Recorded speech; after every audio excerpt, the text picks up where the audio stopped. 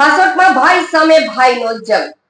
મંત્રી ઈશ્વરસિંહ પટેલે ભાઈ પર પ્રહાર કરતા વલ્લભદાસ હાસોટમાં એક પણ કામ કર્યું હોય તો બતાવે, હું રાજનીતિ છોડી દઈશ તેવો હુંકાર કર્યો હતો. સ્થાનિક ચૂંટણી પહેલા વ્યક્તિગત અને પક્ષીય આક્ષેપો વચ્ચે આ ચૂંટણી વધુ રસપ્રદ બનવાની સંભાવના બની રહી છે. હાસોટ ખાતે કાર્યાલયના ઉદ્ઘાટન પ્રસંગે યોજાયેલ કાર્યક્રમમાં સીધા પ્રહાર કર્યા હતા. રાજ્ય કક્ષાના મંત્રી ઈશ્વરસિંહ પટેલના ભાઈ વલ્લભ પટેલ કોંગ્રેસમાંથી પરિવારના 5 સભ્યો સાથે ઉમેદવારી નોંધાવતા રાજકીય ગરમાવો વધ્યો છે. ઈશ્વરસિંહ પટેલે પોતાના ભાઈ પર આકરા પ્રહારો કર્યા હતા. હાસોટ તાલુકામાં સ્થાનિક સ્વરાજ્યની ચૂંટણીના કારણે રાજકીય માહોલ ગરમાયો છે. મંત્રી ઈશ્વરસિંહ પટેલે તેમના ભાઈ વલ્લભ પટેલ પર પરિવારવાદનો મુદ્દો ઉઠાવ્યો હતો. વલ્લભ પટેલ અને તેમના પરિવારના કુલ 5 સભ્યોએ સ્થાનિક સ્વરાજ્ય સંસ્થાની ચૂંટણીમાં ઉમેદવારી નોંધાવી છે. ઈશ્વરસિંહ પટેલે આક્ષેપ કર્યો કે વલ્લભદાસ પોતે હાસોટના રાજા હોય તેમ પત્ની, પુત્રી, પુત્રવધુ અને પુત્ર સાથે પણ ફોર્મ ભરાવ્યા છે. તેમણે કોંગ્રેસ પર પણ નિશાન સાધતા કહ્યું કે કોંગ્રેસ પાસે ઉમેદવારો ન હોવાથી એક જ પરિવારના સભ્યોને મેદાનમાં ઉતારવામાં આવ્યા છે. ઈશ્વરસિંહ પટેલે પોતાના ભાઈના કામકાજ પર સવાલ ઉઠાવતા પડકાર ફેંક્યો કે વલ્લભદાસે હાસોટમાં એક પણ કામ કર્યું હોય તો બતાવે, હું રાજનીતિ છોડી દઈશ. તેમણે એવો પણ દાવો કર્યો કે વલ્લભદાસ ભાજપમાં જોડાવા ઉત્સુક હતા, પરંતુ વ્યક્તિગત લાલસાને કારણે તે શક્ય બન્યું નહીં. આ નિવેદનોને કારણે હાસોટ વિસ્તારમાં રાજકીય ગરમાવો વધુ તેજ બન્યો છે. સ્થાનિક ચૂંટણી પહેલા જ વ્યક્તિગત અને પક્ષીય આક્ષેપો વચ્ચે આ ચૂંટણી વધુ રસપ્રદ બનવાની સંભાવના છે. જે પ્રકારે વલ્લભદાસ સત્તા માટે જે પણ કરી રહ્યો છે પોતાનો ઉમેદવાર મળતા નથી.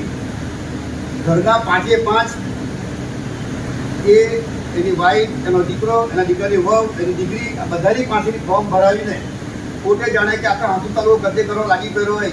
એના બાપની દિક્કતો એક આખું વિસ્તારની અંદર બસ એના સિવાય કોઈ જ બસ એ જ ચાલે. બીજું એમ કહું કે ઉમેદવાર ન મળવાને કારણે ઘરવાળા ફોર્મ ભરવા પડ્યા. એને પણ એવું લાગ્યું હતું કે ભાઈ આ ચૂંટણી મારા ત્યાં બધા હારી જવાશે.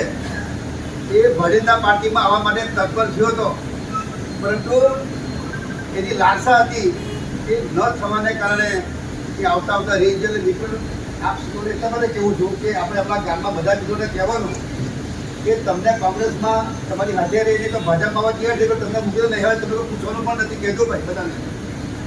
જે પ્રકારે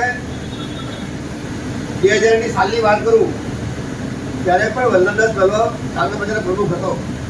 એ પછી જિલ્લા પંચાયતમાં પણ એ હું એટલું જ કહીશ કે એને તાલુકા પંચાયતના શાસનમાં અને જિલ્લા પંચાયત સભ્ય તરીકે એણે હાસોટ તાલુકામાં કયું એવું કામ કર્યું, એક પણ મને કામ બતાવે તો મારે આખી જિંદગી રાત ઘણા છોડી જવાનું. જે પ્રકારે લોકોની અંદર જે માનસિકતા ઊભી કરતો છે, એ પ્રકારે એને દરેક સત્તા, જ્યારે 2012ની વાત કરું ત્યારે શાંતાબેને ટિકિટ માંગેલી, એણે પણ માંગેલી. ત્યારે મને બોરી સાહેબે કીધું કે શું કરું, બંને નથી આપવાની, ત્રીજાને આપી દો.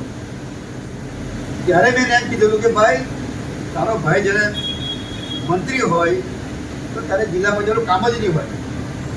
એને એમ જ કે આ બધા જ નથી હું જ હારો.